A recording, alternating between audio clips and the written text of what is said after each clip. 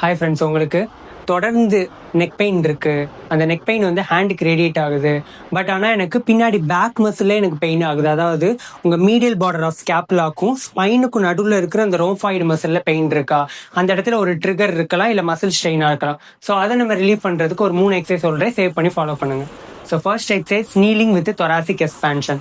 இந்த மாதிரி நீலிங் பொசிஷனில் இருந்துட்டு உங்கள் அப்பர் பேக்கை மட்டும் நல்லா ஸ்ட்ரெச் பண்ணி ரிலீஸ் பண்ணுங்கள். இதை ஒரு 3 டைம்ஸ் பண்ணுங்கள், இன்ட்டு 10 ரெப்பிட்டேஷன் பண்ணுங்கள். அடுத்து செகண்ட் ஒன் தொராசிக் ரொட்டேஷன். இதே மாதிரி உங்கள் ஹேண்டை நீலிங் பொசிஷனில் வச்சுக்கோங்க, ஹேண்ட்ஸ் இந்த மாதிரி பிளேஸ் பண்ணிக்கோங்க.